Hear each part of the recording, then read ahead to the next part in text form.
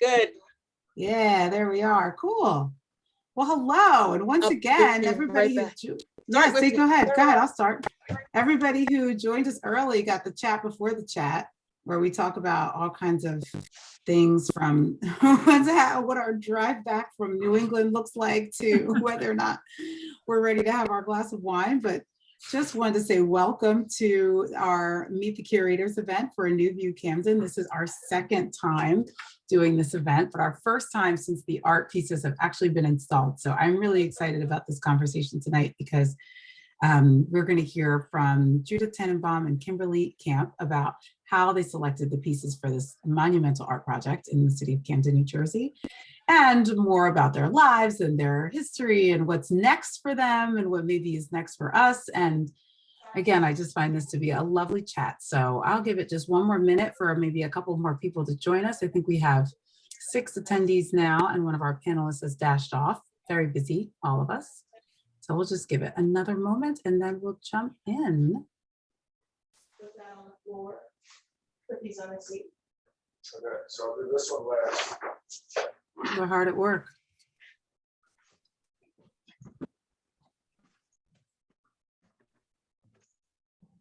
Hey, there she is. Great. Okay. All right. So we're all here. 6:05. Let's get to it. I am going to get my, oops. Hold on a minute. Get my PowerPoint together. Just need 2 more minutes, but start without me, please. I'll be right back. I promise. She's very busy. Ladies and gentlemen, Kimberly Camp. She's very busy. She's okay.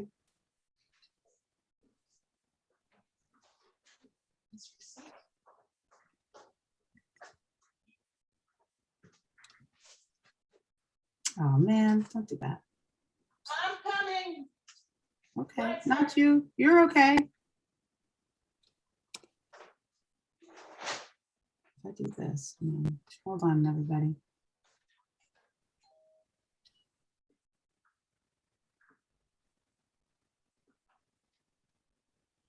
Okay. Thank you. I want it smaller. I don't want it smaller.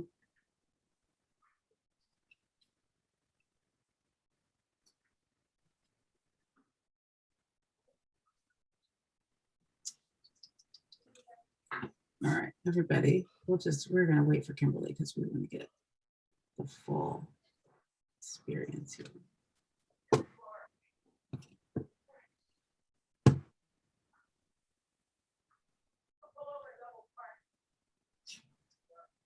And also, I need to, oops. Okay.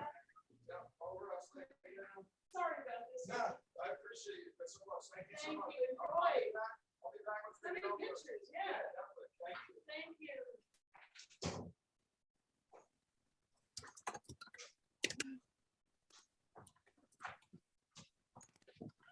Jesus.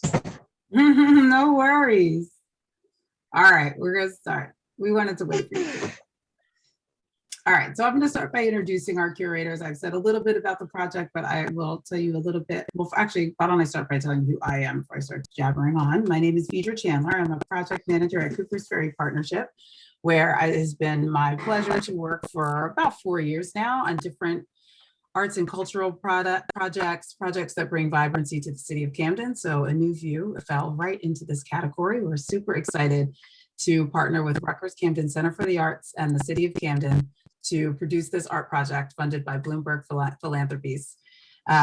They are doing, well, I guess for the past 5 years now, every 2 years, they've issued a public art challenge to cities around the country and it's a challenge to come up with a art project that will address a pressing civic issue. So, gosh, there's been so many interesting challenges just in the 2 rounds of the art challenge that Bloomberg has done. But Camden was thrilled to be selected. 5 cities were selected out of about 250 entries.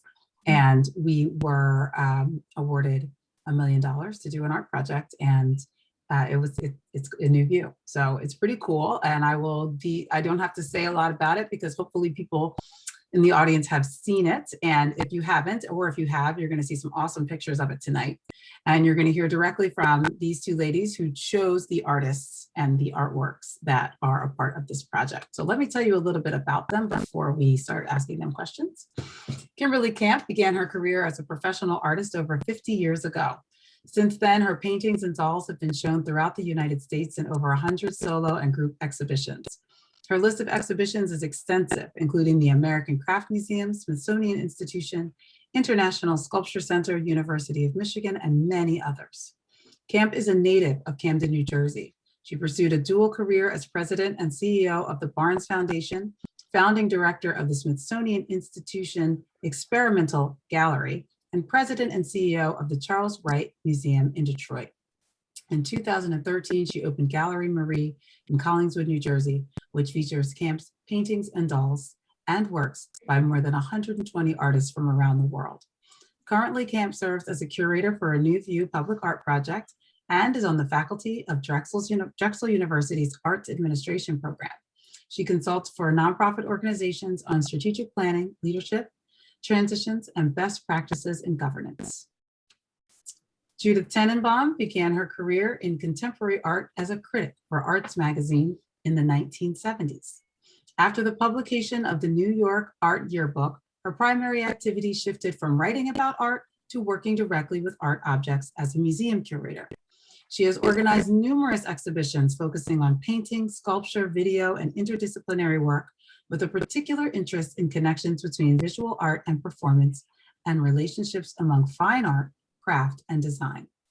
Tannenbaum served as a curator, associate director, and interim director at the Institute of Contemporary Art at the University of Pennsylvania in Philadelphia.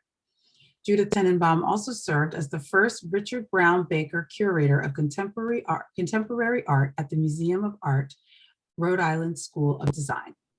Tannenbaum retired from her position at RISD in 2013 and returned to Philadelphia. She is currently artistic director of the Whitman at 200 Art and Democracy, organized by the University of Pennsylvania Libraries, and curator for A New View Camden. Ladies and gentlemen, our esteemed curators, Kimberly Camp and Judith Tannenbaum. I think you guys are amazing. So always my pleasure. Thank you, Vidra. Of course. All right. So let me just tell folks a little bit, if I can get my PowerPoint working properly, about A New View. Sorry, here's Camden, so that we just have a little bit of context and background, and then we can launch into our discussion. Just give me 1 second here. My notes. I thought I was going to be multitasking in a different way. See how technology gets you. All right. So, as I mentioned, A New View Camden is a social justice and illegal dumping art project. It takes 6 high impact sites along highly traversed transportation networks in the city of Camden and transforms them by removing the blight and illegal dumping on these sites and installing public art. So this is a map of our 6 sites and the routes that they occupy. So we have sites along the PATCO high-speed line, along the Riverline Light Rail Trail Network, and along the Camden Greenways Circuit Trails Bike Network. Camden has been working on the issue of illegal dumping for many, many years. It has been a chronic problem, not just for the city of Camden, but of course for the city of Camden as well. You can see in this slide some photos of illegal dumping in action. And on the left-hand side, you can see a logo and name for the Camden Collaborative Initiative. This is an initiative that has been working for several years now on different environmental injustices in the city of Camden. It pulls all kinds of actors and stakeholders together for meetings and to create different initiatives that tackle our issues. A lot of the issues that face Camden, especially environmental issues, are not really the responsibility of any particular department, or perhaps have funding streams in place to remediate those issues. So the Camden Collaborative Initiative comes up with creative solutions to some of our environmental challenges, illegal dumping being one of them. This has been on the CCI radar for many years. Illegal dumping costs the city of Camden $4 million a year in, to remediate. So it's a big issue. This slide just shows you a little bit about who our project partners were for A New View. So with CCI kind of there in the middle, we built off of their work, and added this team that you see listed at the top that includes our curators who are here with us tonight, and some other committees that we formed around the project, and of course, all surrounded by the residents of Camden who have been really, really great contributors to this project and what it should be about. So this is something else that the CCI does and did and continues to do, and that everybody should know about. Before we say anything else about art, you need to know that there is a way to report illegal dumping in the city of Camden, and it is called Camden Reports. There are actually several ways, but this is one of the ways that we, that as an organization, the Camden Collaborative Initiative came up with. It is an anonymous website where you can report any instance of dumping, whether you're catching it in the act, you see a dumper in the act, you can take a picture of their license plate, you can send it, or just you wake up one morning and you see a pile of tires where there was not a pile of tires before, and you can take a picture of that and send it to Camden Reports. It is also used to report flooding events, which is especially relevant on nights tonight. Watch out. So getting right into the project. This is a site at Pershing Street, Pershing and Crestmont to be exact. You can see that it is in the Whitman Park neighborhood of Camden. You can see that it is highly visible from the Patco high speed line, almost eye level with the speed line, and that there is a massive pile of illegally dumped materials. Looks like something that somebody perhaps brought in on a truck, maybe a couple of times. I see some in the back, I see some in the front, and left there for who knows who to clean up. But again, what happens is these things get dumped.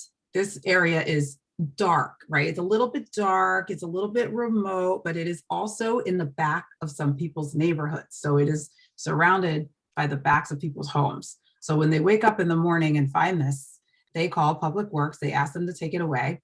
And this, in this particular area, this happens over and over and over again. So whoever's dumping there knows that this is someplace where they won't get caught in the act, and they keep doing it.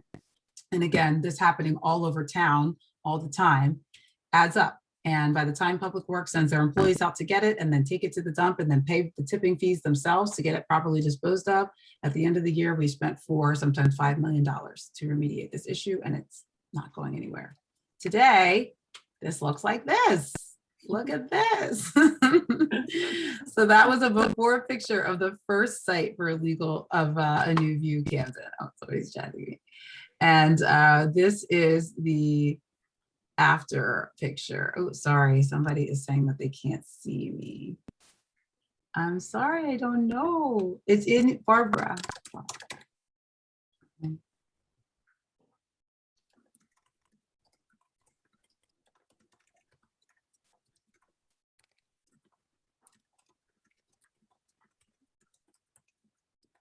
This is a photo of the Invincible Cat by DKLA Designs. Just one of the art pieces that was selected by our curators, and you can see what a difference it has made on the art site. We'll just go back real quick. Oops, I'll just go back. See, trash, cat. Okay, trash, cat. The next site is the Bioinformatic Digester. This is created by an architecture firm called Terraform One, art and architecture firm. This is at Site 2, which is at Chestnut and Orchard Streets. This used to be an old tire factory that burned to the ground and kind of is rubble laid forever until they kind of took that away. And this site and some of the vacant lots surrounding this site are prime targets for illegal dumping in the area. And now we have this. The Turntable by SLO Architecture is at Coopers Point Waterfront Park. Coopers Point Waterfront Park, though not a site for illegal dumping, was long a site for legal dumping. It was the home to the Waterfront State Penitentiary for decades.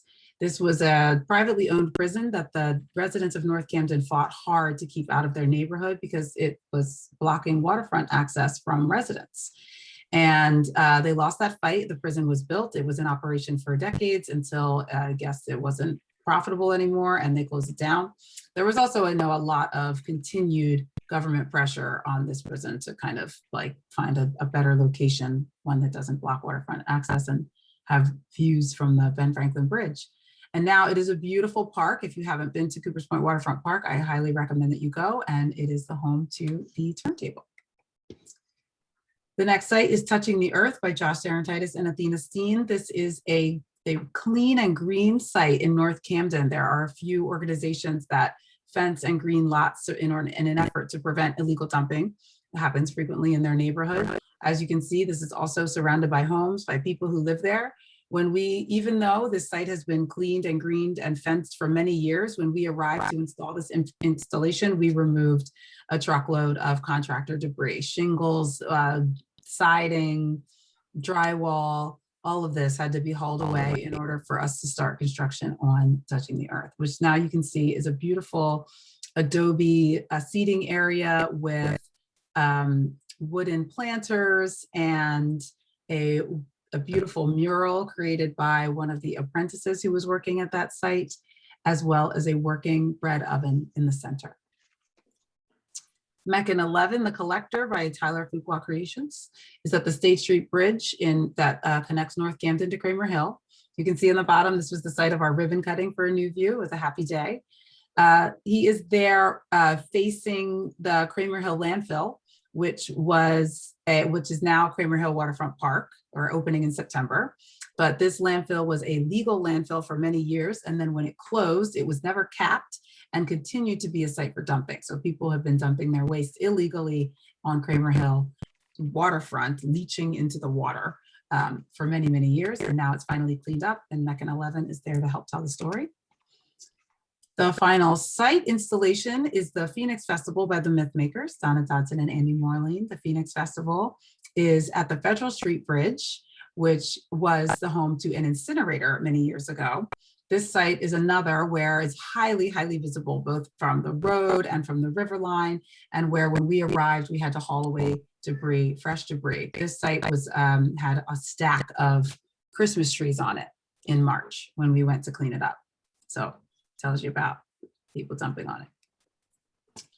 There were 8 artists selected for a new view, even though there are only 6 sites. And the 7th artist is Tom Marchetti from the Factory Workers.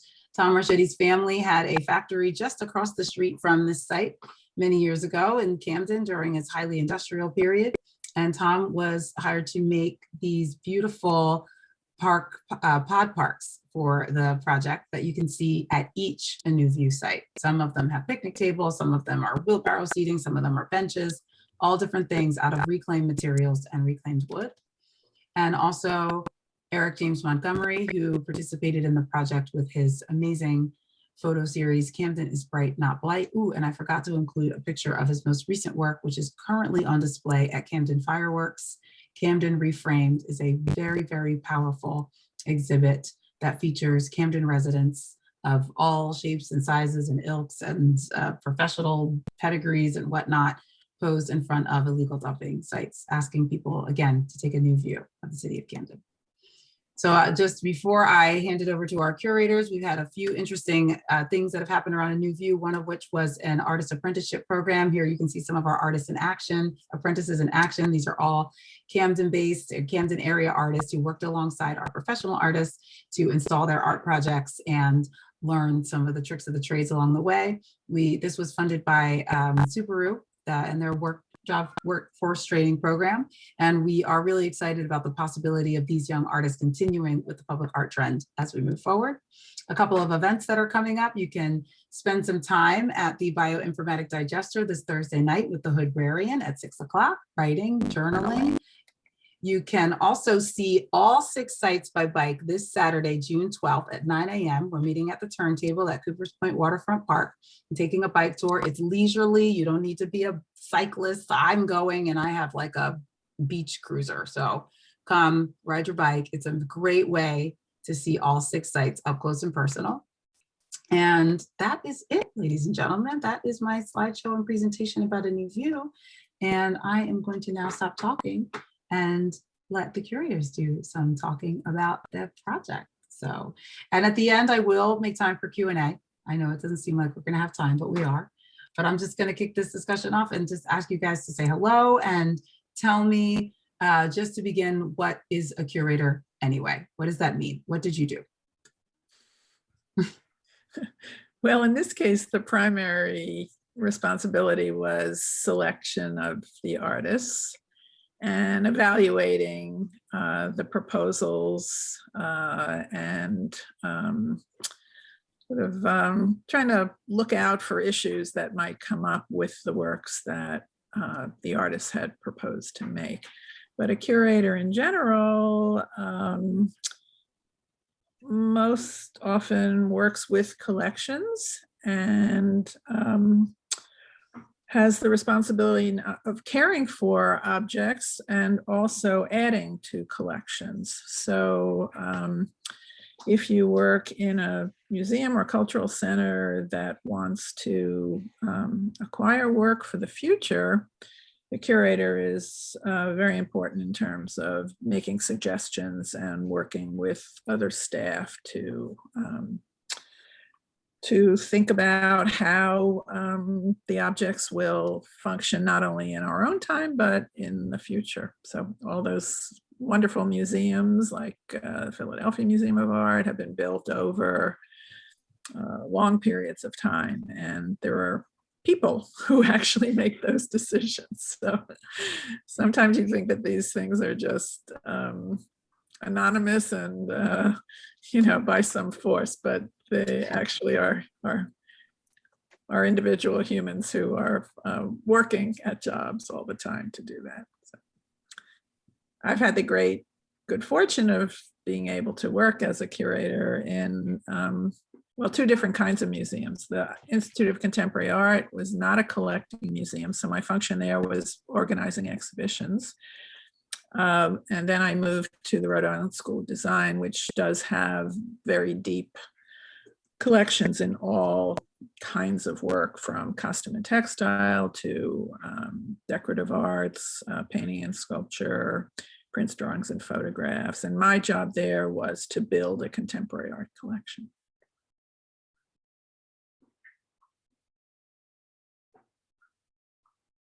We lost you, Kimberly. So we lost you. Deidre can't hear you. So I'm back. here we All go. right. Great, thanks.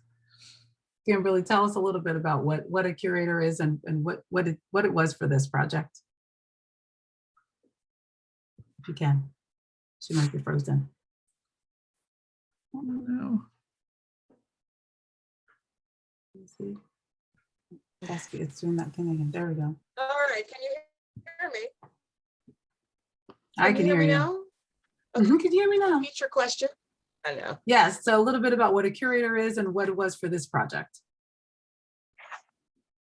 So as Judith said, the curator plays a really important role in how collections are built, how they're cared for, the research and scholarship that goes into collections. And I think it's important for people to know that the curator uses their own taste on what is considered beautiful. It's kind of an abstract concept when you begin to think about it, because although we believe some of that work is objective, it's not. It's very subjective. And it's based on the research that curators have done that has led them into those positions. If you've gone to university, received an advanced degree in European painting, then your area of expertise is European painting. And sometimes it's hard for curators to sort of step out of this. Only the good ones, like Judith, that can actually look at this and see the excellence in different places. My path to doing this kind of work was a little bit different, because I started 30 years ago in the city of Camden running the mural program. I was an art administrator, a museum director for many years, which periodically would curate things, but I'm also a painter and a doll maker. So democratic, small d, egalitarian view of what's beautiful. And some years ago, I worked with the Arts Council in Pennsylvania, and I remember the quilts that were coming out of the Mennonite community in central Pennsylvania. And they kept saying, well, none of them are dazzling. They're just not spectacular. That's what they're not supposed to be. It's not one of their values in that community. The value is to make it exactly like the last person, because to not do that makes them boastful. Those are, cultural values and norms that change from community to community. So really good curators can understand those kinds of changes and can then look at how that set of circumstances and values then gets applied to what gets done. That was the wonderful part about working on this project, because all the projects are different. Super different. So speaking of that, well, I guess based on your personal taste, based on your understanding of Camden, based on your understanding of illegal dumping, would you say that there was something that you were looking for? You know, what were you looking for when you chose these artists? Well, I think we wanted work that really thought about the issue, for one. And we wanted work that would incorporate community participation. Of course, that all changed with COVID. So, you know, that's probably another issue maybe we can talk about in a little while, but. Well, it's fine if you want to go there now. I think that's okay.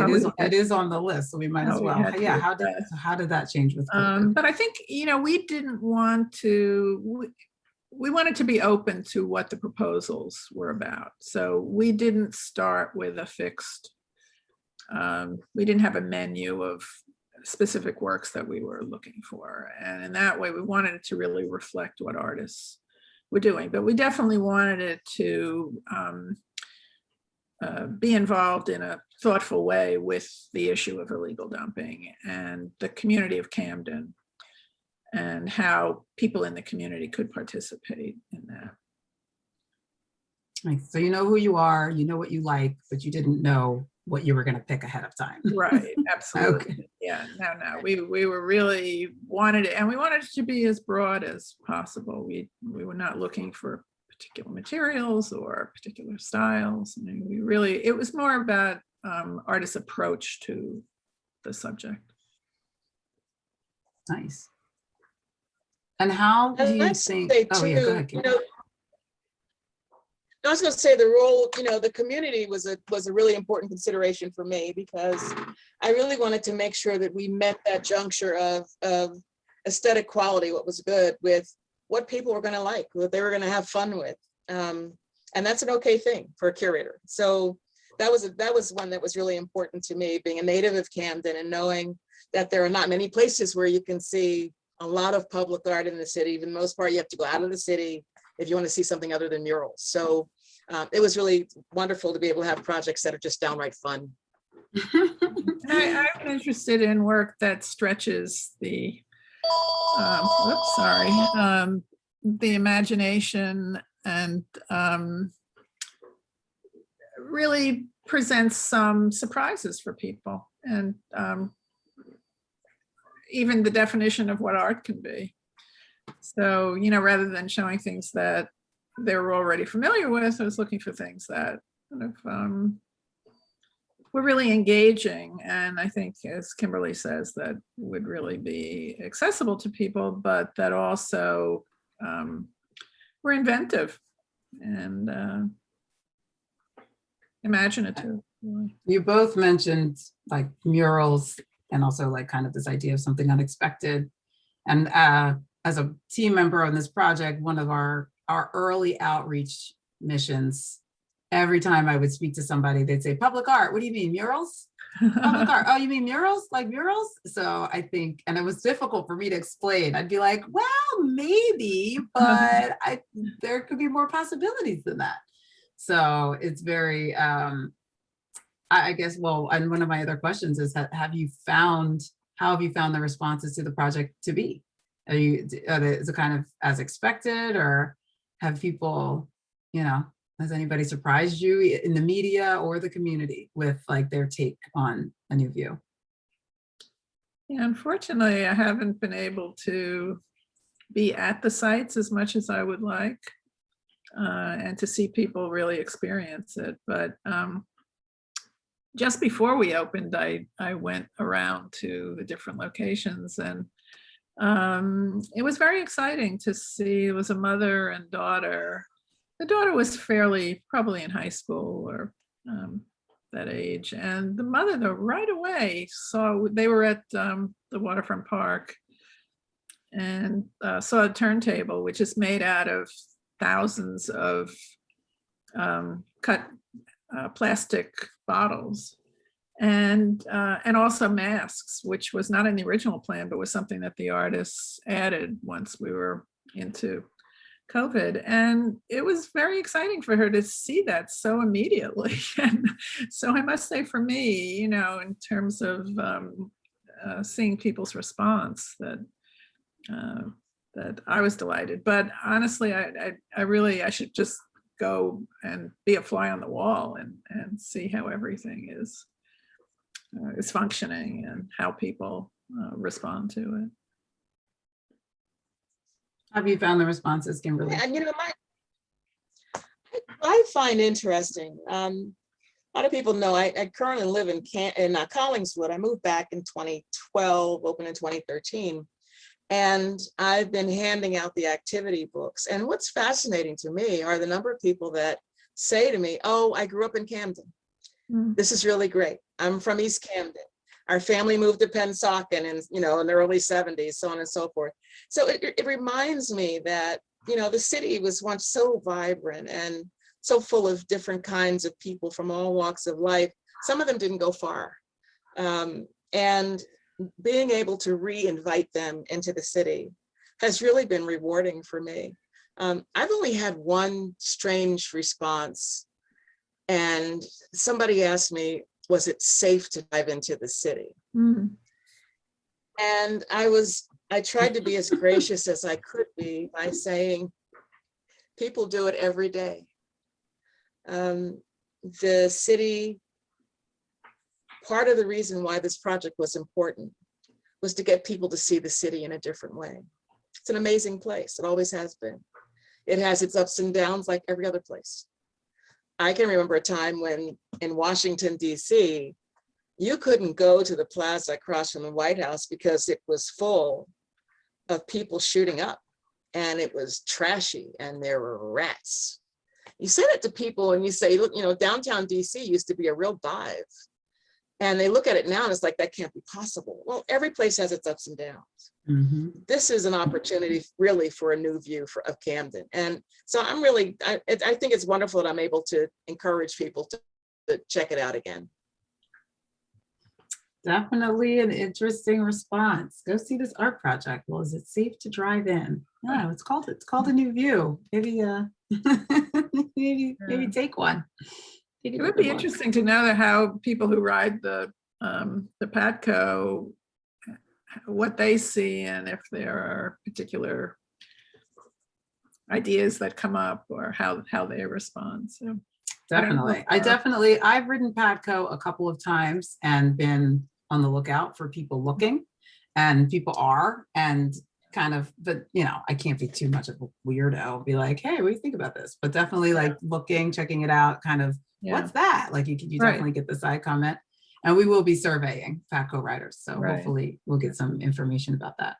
Yeah, it's Wonderful. interesting about your idea about murals being what people think of as public art, because we didn't rule out murals at all, but we somehow, maybe it was the nature of the sites and partly the artist's approach, but you know, there might have been location that could have had a mural, but it just, well, one broke through, right? Like Priscilla's mural, I'll show it again. She so at Touching the Earth, they have a wall. Yeah, sometimes you can't, sometimes there's nothing you can do.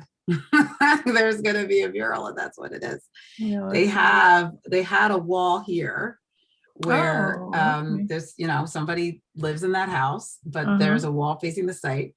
And one of the apprentices, Priscilla Rios, was chatting with one of the lead artists. And it turns out that in addition to being a carpenter and a botanist of sorts, he's also a muralist, very accomplished. He's done lots of murals for Philly Arts. He's done murals all over the country. He's got a really cool one in Detroit that I was checking out the other day. And he encouraged her. He was like, wouldn't it be cool? He's like, your stuff on Instagram is really cool. Like, it'd be great if you could get it on the wall. They talked to me. They asked if there was funding for this. There was, through a kind of a different source, through a neighborhood organization that also participates in beautification projects. And look, in 3 days, we put Priscilla's artistic lanternfly up on the wall. So a mural came out of a new view anyway. And at least 2 other apprentices are asking if this is a possibility for Oh, them. that's great. Yes, this is cool. And in addition to murals, one other apprentice has asked for his project to be considered for a public art installation in Camden. It is not a mural. So that's pretty exciting as well. No sculptures yet. I'm waiting for somebody to be like, I have sculpted this and I want this Right. to be So somewhere. is that on private property? It's on the back of the house. It is. So We you were have to able get to, Permission. yes, we were able to from- get permission from the property owner. Oh Yeah. gosh, my kitty. Hey, kitty. You're Sorry. okay. You're welcome anytime, cat. So yeah, we were able to get permission for the property owner to apply a mural, and it's really exciting. But it is, I mean, look, all the more reason why it's exciting that a mural wasn't selected, right? So now we have all these public art pieces and also a brand new mural. Yeah, So that's great. it's pretty cool. Do you think it'll stay there, or do the people? I do. They love it. The homeowner loves it. They think it's great. And so I think it'll stay. It still looks fresh and bright. Yeah. See how it goes. There's another wall kind of perpendicular as well, if they were touching, but they're not, right? And that homeowner, when they saw this one, they were like, oh, can we get one? So, so there may be possibilities. Well, that's the best possible kind of feedback, really. I mean, that's terrific. Yeah, so that worked out really great. So I get a little bit more about how you guys incorporated the community voices and what kind of spoke to the issue here. When you were selecting the art, how did you incorporate the community's input into the project? Like how do we even know what anybody in the city thought, or to what extent did that play a role in your selection process when we were still at like 100 artists, not whittled down to to the 8 that we have? Okay. Yes, exactly. Kimberly, you let us know, what happened? So I would say that that's not where the community was involved or engaged. I don't know if you all can hear me because I keep getting things that say my connection is unstable. So We the can storm hear you, outside, but it's a little sometimes buildup, sometimes your face is frozen. I think the storm is impacting everybody. sometimes you all, yeah, sometimes I think everybody's been frozen, but we didn't do this project selecting the art by popular selection. We put together a different type of selection process because it was art for a reason.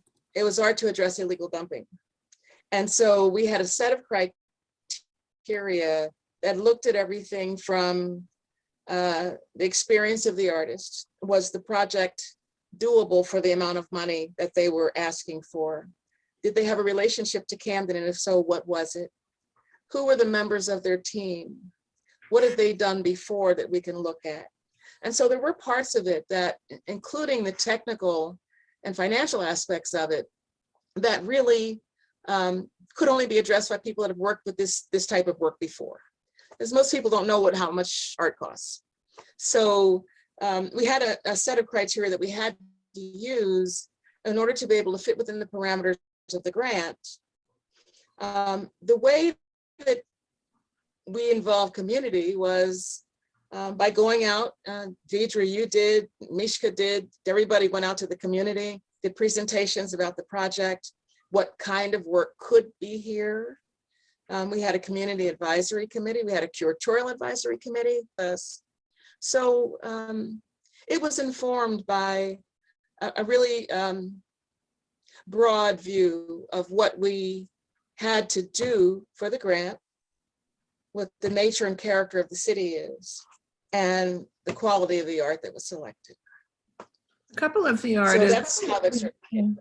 Yeah, a couple of the artists, excuse me, incorporated people from the community in the process of making the work. So in particular, the Meccan 11, the robot who's picking up trash, and is holding a washing machine.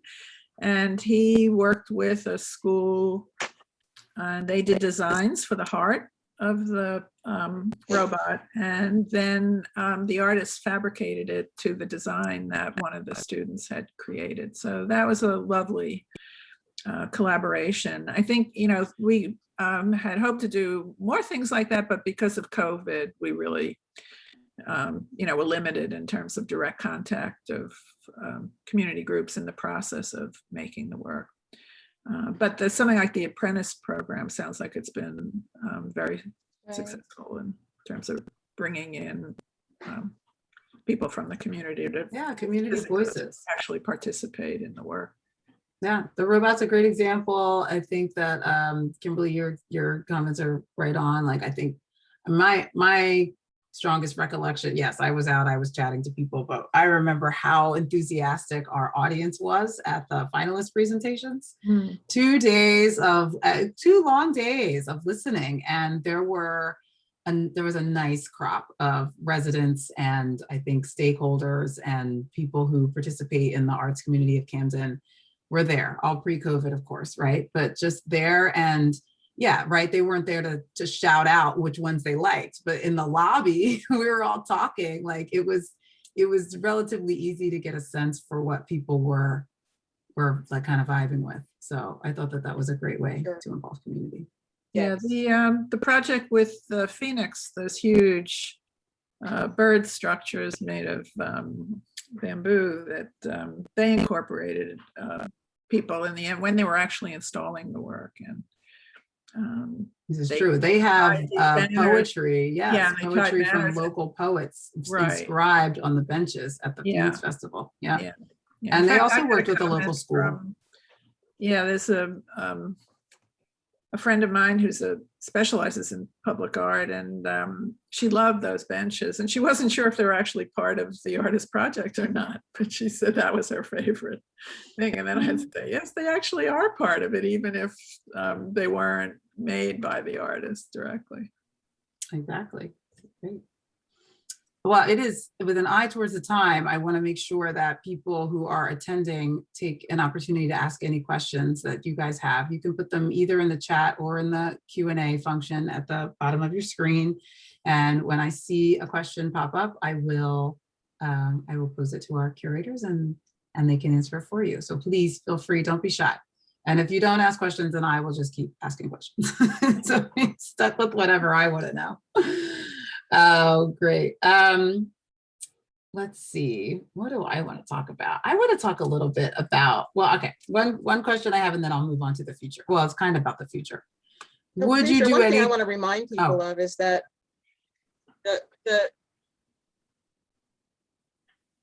say that again.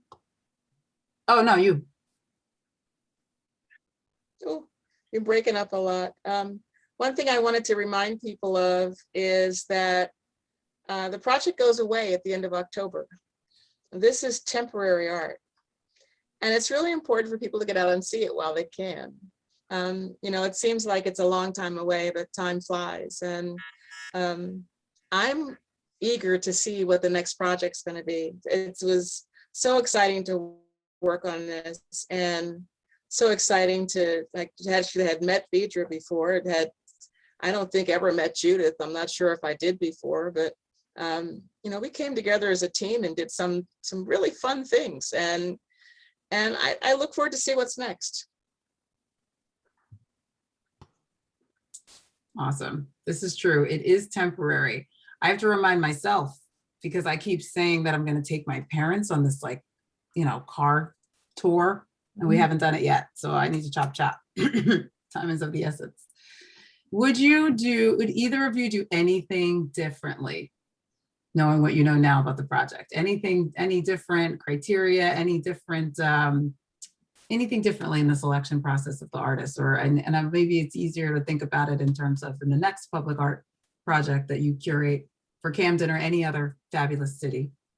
What takeaways, what might you bring to the table there?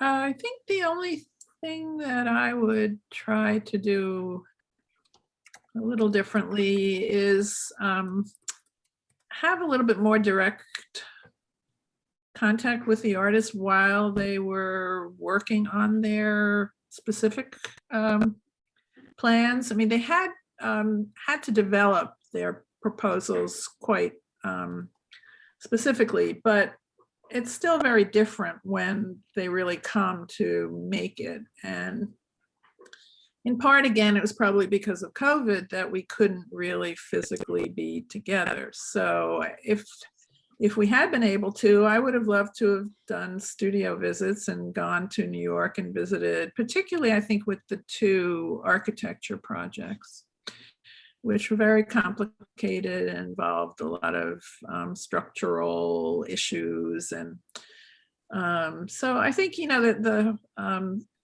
just making sure that the pieces were, we had initial thoughts about making sure that they would in fact function. There was no question that was something that we thought of, but it's a different story if you have more day-to-day contact with them, maybe not day-to-day, but week to week or month to month. And I think that's something I might have done. And now, in fact, there always are with something like that, but issues of maintenance. So just making sure that people can continue to enjoy them for the entire period of time, for the 6 months, so that they're, don't have to be redone, or that people who come later have the full opportunity. Yeah, I agree. I agree about the studio visits. I think, being able to do things, COVID changed everything. So Yeah. I think, in light of that, I'm pretty impressed with the success that we were able to meet. We had to put the artists on hold. We had to change the way people interact with their artwork. Waiting at the last minute, trying to create audio tours so people could listen to from their cars instead of having to go out and stand at the sign with other people. So we were able to put together a lot of things to make this project the best that it can be under the conditions that we're in. And it's an interesting question when you move forward and you look at, the public art. A lot of it is, meant to be sort of catch the attention of passers by. But is it a bad thing to try to design things in such a way that they're more accessible by different means?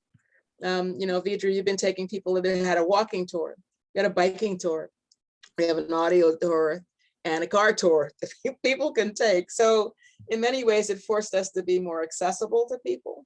And I think it's a model that we really can keep because it provides greater access. Yeah, that's definitely true. It did. It forced us to think outside the box of like, okay, we're just going to have tour guides standing on sites. Right. It made us take a different direction. Yeah. Okay, we have a pretty good couple of questions here in the Q&A. So Naomi is asking, since COVID limited community engagement with the artists and the artwork, are there plans for fall programming to reach out to local people? I can actually answer this, Naomi. Yes, there are. I actually put a document in the chat that is a summer event schedule that you can find on our website, which was another question, which is www.anewviewcamden.com. You can also find it on our social media. We are at A New View Camden on both Facebook and Instagram. We're also on Twitter. We don't tweet as much because I'm not a tweeter, but we do Facebook and Instagram. So you can check us out, you can follow us, and you can also sign up for text alerts. If you text, this is a slightly different, and I'll put this in the chat as well. If you text the letters CTL before the word Camden, so CTL Camden to 81411, we will text you anytime something cool is happening and there's a new way to see the sites, and you can come check it out that way. But the one that's upcoming is a bike event this Saturday that I mentioned in the beginning. There also is a regular monthly kind of like touring event with an artist named the Hoodbrarian. She engages people in writing and reading workshops at a different site each month. So she's doing one every month from now until September. And then is specifically to fall programming. So this is an interesting side effect of COVID, which is that we didn't know if we were even going to have summer programming. So right now we're doing a lot of kind of catch up and making sure that the summer programs that were on our wish list really do happen. But I am very hopeful that we will also have some more fall programming, but there are things available kind of into the fall. So check out the things that I put into the chat or the event listings and visit our website, sign up for our social media, and we will absolutely keep you up to date on any kind of activities that can engage, where the community can engage with the project in a more formal way. And thank you, Naomi, again. She says, congratulations on reaching your installation deadlines. Public art can be a long, drawn out bureaucratic process. Completion of this process is an amazing achievement. Does either of you want to speak to that, to the kind of the bureaucracy that can be involved in public art projects? Yeah. I don't think I have a strong enough stomach to do it all the time. Frankly. I gotcha. But, no, I mean, I totally enjoyed the process, and as Kimberly said, we had an amazing team, and it really was a collaboration. And I will also, because the city of Camden was involved directly, we had a lot of contributions of their services, which I think made it smoother. So whenever there were requests from the artists for particular kinds of lifts and scaffolding and things like that, and also probably in terms of permitting, Vidra and Mishka were really involved in that from Cooper's Ferry. But you're absolutely right. It sounds like this is what you do, and so you really understand, because it's a political process, and and as much as I enjoyed it, it takes a certain kind of skill and diplomacy, and that just enjoying the political process as well as the artistic process. Absolutely. I spoke with so when they made Touching the Earth, the artists were great in inviting community members, hey, come join us, right? But they also kind of like called up all their friends who were anywhere near the area, and they were like driving down from North Jersey and like driving in from Pennsylvania to help do clay and make stuff. And one of them pulled me aside. It was like, how do I do this in my town? I just want to take the lot next to my house and I just want to turn it into something like this. And my first thing was like, oh man, I was like, you got to get some permits. I was like thinking this in my head. I was like, oh no. And I kind of gave him some some off the record advice that I will not share in our recorded webinar, but you can imagine maybe some of the things that I might have said. But rest assured that yes, it can be a bureaucratic process. It requires a certain stomach. And I definitely think that this project came together the way that it did. Thank you, Naomi, again, for the congrats, because of the partnership that you mentioned, Judith. Like Cooper's Ferry and Rutgers Camden Center for the Arts have been long-term relationships with the city, and the city was behind it from the first mention, right? Like they not just because it was us, because it's a great project, but then they were like, oh great, like it's nice to work with, to use this relationship for good. So it was really nice that we were able to come together and work closely with the city. Yeah, the public works person was really crucial. Yes. To it. Or I should say, to use this relationship for art. Like we've been able to do a lot of interesting projects by working together with the city, but this was kind of the first large scale art project that we got to do with them. So it was very exciting. And then Debbie King is asking, how can we follow the progress of events? Will there be a closing ceremony? So Debbie, it's funny that you say that. We actually, one of the things that we did not get to have was an opening ceremony. We had that ribbon cutting that I showed in the slideshow, but we didn't get to have like a party. Like it's nice to have like some kind of celebration. We thought we were going to have like a huge community kickoff with like acrobats. Let me tell you. So we're trying to figure it out. The answer is I don't know. I hope so. I hope that there will be some kind of closing ceremony.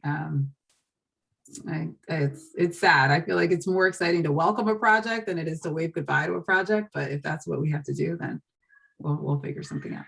So thank you for the question. Great. And what else? Let me see. I'm looking forward to checking it out. Yes, please. Oh, thank you, Nancy Stroud. Please come check it out. I mean, I don't know what else to say. Come check it out on the website. Somebody asked about, was there parking available at all the sites? Oh, yes, thank you. And there's also an audio tour.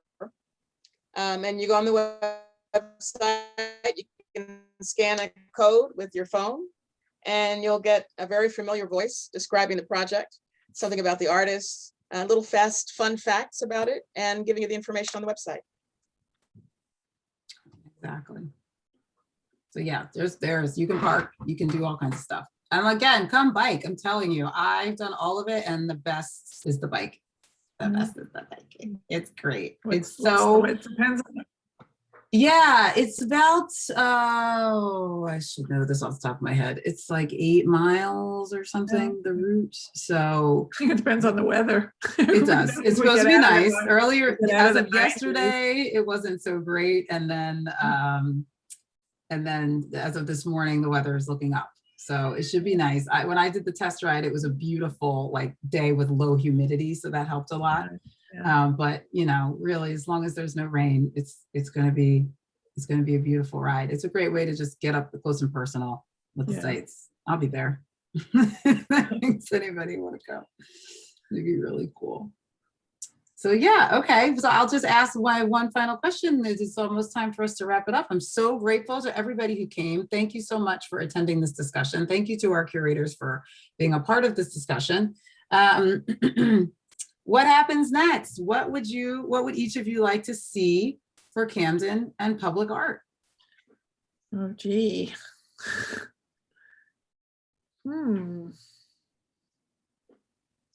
My answer is always that I would love to see a group of people that can get together and actually institutionalize a response for Camden when it comes to the arts. It still amazes me that we're right across the bridge from Philadelphia, but we haven't developed the cultural community on this side of the river as much as it can be.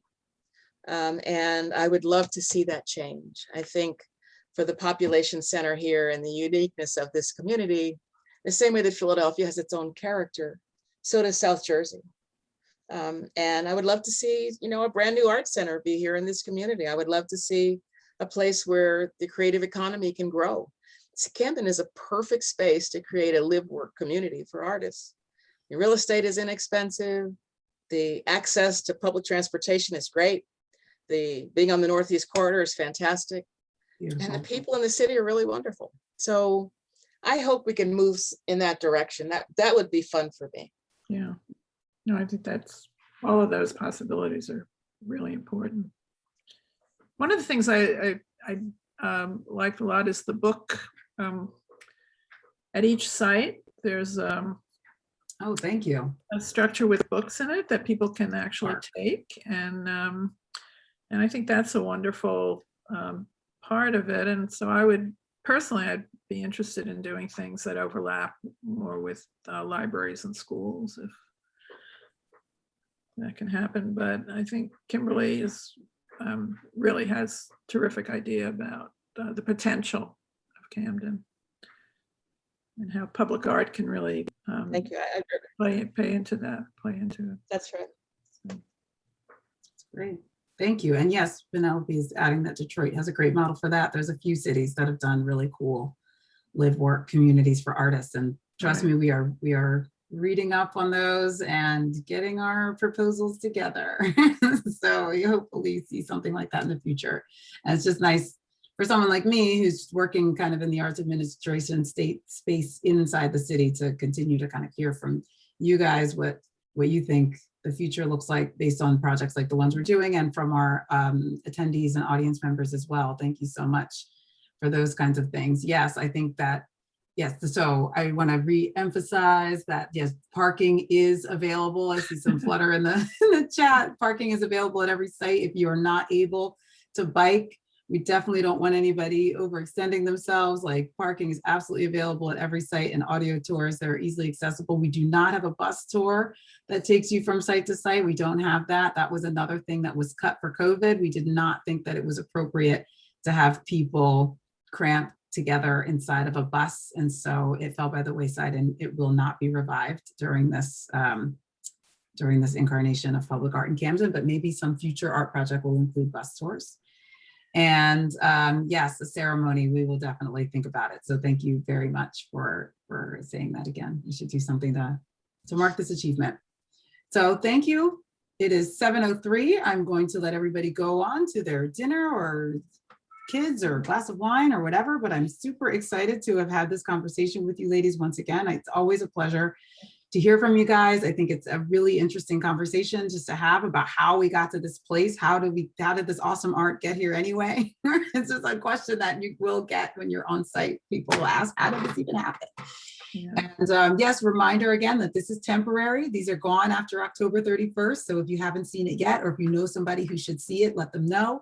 If you need more information, visit our website. I am typing it in the chat, www.newviewcamden.com. There is no, I don't want to hear anybody say that we didn't tell you. We're telling you now that we have this website. We are on social Don't forget the wonderful activity books. These wonderful Yes. activity books, which are available at the sites. Exactly. And they're available at Don't Gallery Marie in forget. Collingswood. And Noreen at Rutgers did watercolors for every single page. It's absolutely gorgeous. They're And they are free. gorgeous. They're free. Free, yes, free guides, free family field guides. Oh, at and each there will site inside the be, book arts. in the fall, there'll be an exhibition at Rutgers. Yes, So there's an Look at online us. version now, but there's going to be a full-fledged exhibition there and a publication. So once Yes. we have all the installation photographs, and there'll be a lot of information included in that publication. absolutely. And there's an There- exhibition that opened on last Thursday at Camden Fireworks. Right. That's Right. also a complement to the project. So a lot of things going on. Lots of things going on. Once again, follow us on social media. Visit our website. Stay tuned. We will keep you abreast of what's happening with A New View Camden. So yes, the Jaguar needs to live on. It's a panther, but yes, I'm hearing Debbie King. Thank you. Right, We're fighting right. for that. We love that one. We love them all. So Yeah. I have my own personal favorites, but Yeah. thanks again to our curators, Kimberly Camp and Judith Tannenbaum, for joining us for Meet the Curators of A New View Camden, version number 2. And again, stay tuned to our website and social media for more updates on what we're doing with A New View. Thank you everybody for attending. I will send out the recording of this webinar tomorrow. Thank Great. you all. Thanks. Good night. Bye. Good night.